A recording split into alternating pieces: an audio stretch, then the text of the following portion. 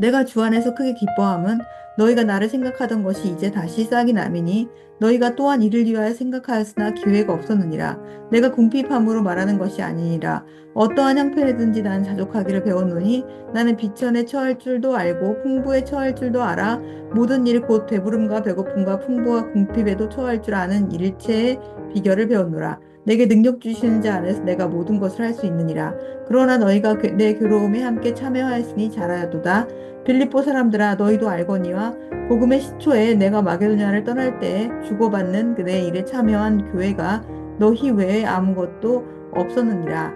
데살로니가에 있을 때에도 너희가 한 번뿐 아니라 두 번이나 나의 쓸 것을 보내었도다. 내가 선물을 구함이 아니요 오직 너희에게 유익하도록 풍성한 열매를 구함이라. 내게는 모든 것이 있고 또 풍부한지라. 에바브로디도 편에 너희가 준 것을 받음으로 내가 풍족하니 이는 받으실 만한 향기로운 제물이요 하나님을 기쁘시게 한 것이라. 나의 하나님이 그리스도 예수 안에서 영광 가운데 그 풍성한 대로 너희 모든 쓸 것을 채우시리라. 하나님 곧 우리 아버지께 세세 무궁하도록 영광을 돌릴지어다. 아멘. 그리스도 예수 안에 있는 성도들에게 각각 문안하라. 나와 함께 있는 형제들이 너희에게 문안하고 모든 성도들이 너희에게 문안하되 특히 가이사의 집 사람들 중 몇이니라. 주 예수 그리스도의 은혜가 너희 심령에 있을지어다. 오늘 본문은 빌립보서의 맨 마지막 부분입니다. 바울은 모든 상황 속에서 자족하는 비결, 그리스도 예수 안에서 누리는 풍성한 삶의 비결을 전하고 있습니다. 13절에서 바울은 내게 능력 주시는 자 안에서 내가 모든 것을 할 수 있느니라 라고 선포합니다. 여기서 핵심은 내게 능력 주시는 자, 내게 능력 주시는 자가 있다는 믿음입니다. 그래서 그분을 의지하고 믿음으로 살겠다는 고백이죠. 자신의 능력으로, 내 능력으로 배고픔, 배부름, 풍부, 궁핍, 이 모든 것들을 내 능력으로 해결하며 살아가는 인생이 아니라 주님의 은혜 가운데 살고 있다는 것을 인정하고 주님이 나를 붙들고 계시다. 나에게 은혜를 베푸신다. 라는 것을 믿는 그런 신앙 자세가 중요하다는 것을 이 말씀은 우리에게 전해주고 있습니다. 내게 능력 주시는 자가 있다. 그분을 믿고 사는 자. 바로 그 사람이 기쁨 가운데 자족하는 인생을 살아갈 수가 있게 됩니다. 나는 포도나무요, 너희는 가지라. 나를 떠나서는 너희가 아무것도 할 수 없음이라. 이렇게 주님은 말씀하셨습니다. 믿음이 중요합니다. 믿고 내게 능력 주시는 자를 의지하는 자는 모든 것을 할 수 있는 인생을 살아갈 수 있다라고 말씀하십니다. 바울은 그렇게 살아가며 자족하는 삶을 배웠다라고 합니다. 11절에서 어떠한 형편에서든지 나는 자족하기를 배웠노니 모든 일에 모든 상황에 처할 줄 아는 일체 비결을 배웠다는 바울. 그는 놀랍게도 자신이 너무나 풍성한 삶을 누리고 살았다는 것을 말하고 있습니다. 사실은 매 맞았고 고생했고 난파되었고 갇히는 그 모든 환란의 시간이 있었습니다. 하지만 그는 풍성한 삶, 그 삶을 살면서 기쁨을 잃지 않았다는 것이죠. 로마 감옥에서 쓰고 있는 이 짧은 4장짜리 편지 안에서도 이 빌립보서에서도 기쁨이라는 단어는 무려 16회나 등장하고 있습니다. 여러분 잘 아시듯이 바울은 고린도후서 말씀 6장 10절에서 심지어 자신을 가리켜 아무것도 없는 듯 하나 나는 모든 것을 가진 자다라고 말하고 있기도 합니다.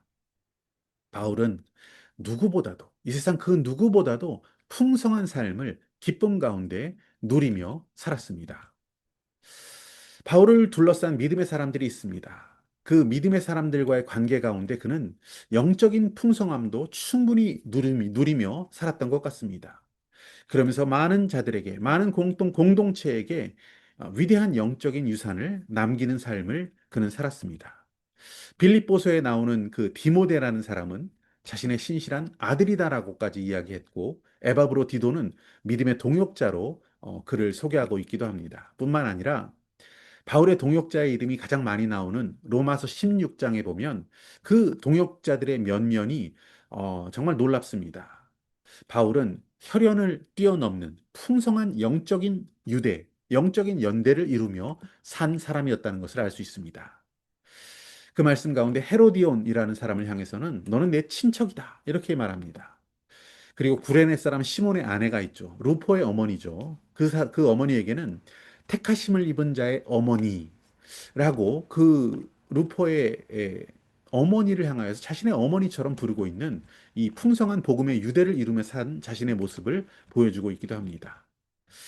그 말씀에 나타나 있는 바울의 동역자들은 성별의 구별을 초월하고 있는 것을 봅니다. 여성이 무려 10명이고 남성이 15명 동역자였다라고 언급되었던 것은 이 당시에는 매우 특별하고 이례적인 것이라고 볼 수 있습니다. 계급적으로 볼 때도 그랬습니다. 그의 관계는 너무나 풍성했습니다.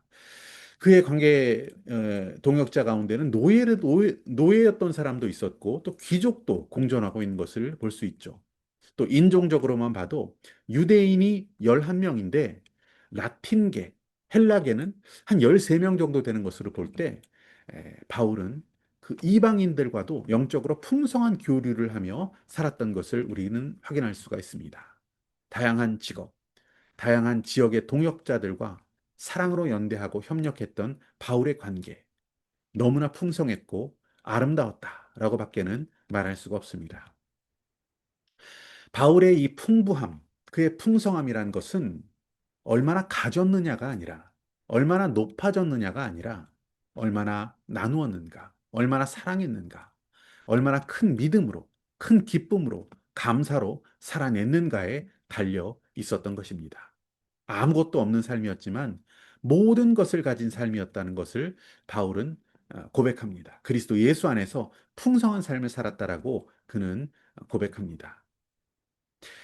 세속적인 세상에서 이 유혹적인 환경 가운데 우리도 자족하는 삶, 영적으로 풍성한 삶을 살아갈 수 있는 그런 신앙을 훈련하기 원합니다. 만일 여러분이 물질적 풍요 속에 있다면 더 겸손하게 나눔을 확장해 나가는 그런 삶을 사시기를 바랍니다. 만일 궁핍 속에 있다면 더 큰 믿음을 구하며 기쁨을 잃지 않고 자족하는 마음을 달라고 더 기도에 힘쓸 수 있기 원합니다. 사실 궁핍이라는 것이 우리 인생에 주는 여러 가지 선물이 있습니다. 단순함에 지혜를 줍니다. 불필요한 것들에서 해방시켜 주십니다. 그리고 사치스러운 마음에서 해방시켜 줄 수 있게 하는 것이 또 궁핍이 우리 인생에 주는 선물 중에 하나입니다. 또한 궁핍은 하나님만을 절대적으로 신뢰하고 의지하는 지혜를 선물로 주기도 합니다. 베풀고 또 나누고 사는 것에 대한 참된 의미를 발견하는 시간이 되기도 한다는 것이죠. 바울은 궁핍의 시간에도 나는 자족하기를 배웠다라고 말하며 궁핍도 지혜를 얻는 인생의 선물이 될 수 있다는 사실을 우리에게 전해주고 있습니다. 있는 것도 없는 것도 감사할 수 있는 능력, 풍요도 궁핍도 선물로 받을 수 있는 지혜, 살아도 죽어도 주 안에서 유익한 영광이 된다는 그 확신 가운데 살아가길 원합니다. 바울은 그리스도 안에서 이 모든 상황을 풍성함으로 채워가고 또 믿음으로 기도하며 배워가는 과정의 인생을 살았습니다. 그가 고백한 12절, 13절의 말씀을 빌립보서 마지막 시간에 읽어드리기 원합니다. 나는 비천에 처할 줄도 알고 풍부에 처할 줄도 알아. 모든 일, 곧 배부름과 배고픔과 풍부와 궁핍에도 처할 줄 아는 일체의 비결을 배웠노라. 내게 능력 주시는 자 안에서 내가 모든 것을 할 수 있느니라. 아멘.